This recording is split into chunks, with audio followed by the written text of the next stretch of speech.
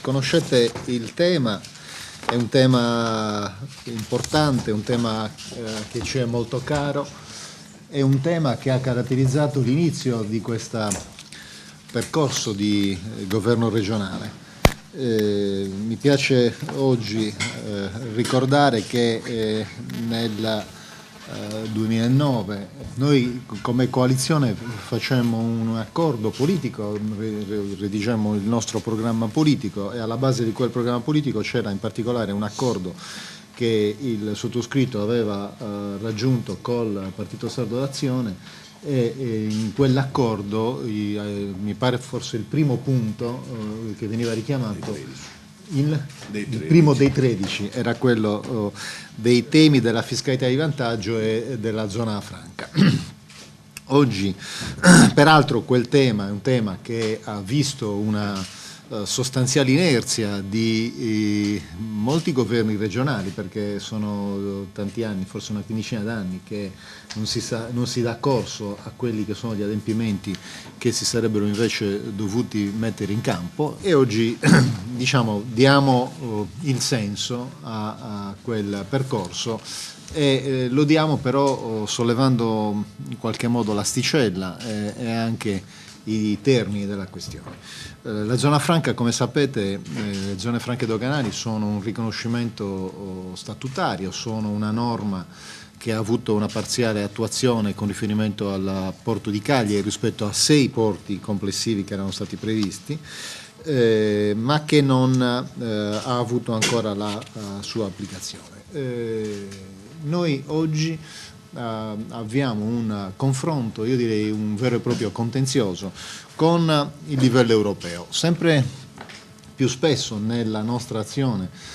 ci ritroviamo a dover discutere, a dover in qualche modo rivendicare determinati diritti con il governo nazionale. E quello della zona della fiscalità di vantaggio è per esempio uno dei temi chiave del federalismo fiscale e della riforma in chiave federalista dello Stato, ma uno dei temi chiave che non hanno avuto nessun tipo di risposta dal livello governativo. Riteniamo che però si debba spostare il livello del confronto, e questo livello di confronto si debba portare anche sul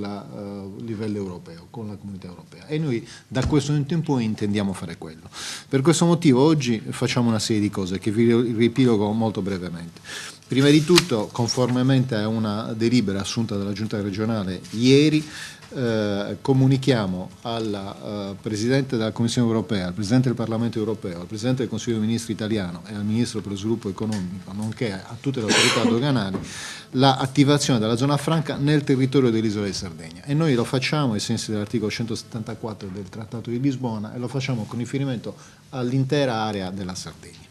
Contemporaneamente noi riteniamo che sia necessario dare seguito a quelle che erano le norme statutarie con riferimento alle zone franche doganali previste in quei 6 porti della Sardegna, e riteniamo che ci siano da fare degli adempimenti anche materiali su quel fronte, e quindi attiviamo immediatamente 5 tavoli tecnici che saranno coordinati dall'assessore all'industria per mettere insieme tutti i soggetti che sono coinvolti nella definizione di quella perimetrazione, che sono le autorità portuali, che sono i comuni, che sono le autorità doganali, la capitaneria di porto, i consorzi industriali in determinati casi, e mettiamo insieme tutti quei soggetti per poter insieme definire una perimetrazione del territorio.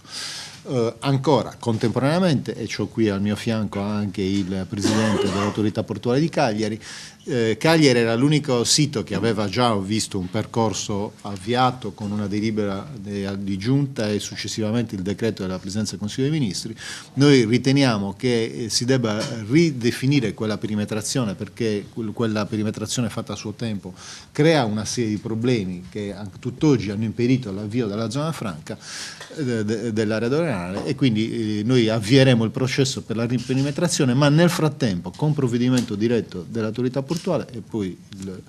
il Presidente Massidda lo spiegherà meglio, attiviamo immediatamente una perimetrazione e un'area franca doganale all'interno del compendio esistente. Ancora, attiviamo con oggi un tavolo politico permanente sulla zona franca, perché intendiamo dar corso a un dibattito, dar corso a tutta una serie di iniziative che siano finalizzate a sostenere questo percorso sul livello comunitario, sul livello nazionale e oltre che regionale. Quindi attiviamo immediatamente un tavolo nel quale le forze politiche possono far convogliare tutte le risorse, tutte le forze, tutta la determinazione per portare a compimento quello che stiamo facendo.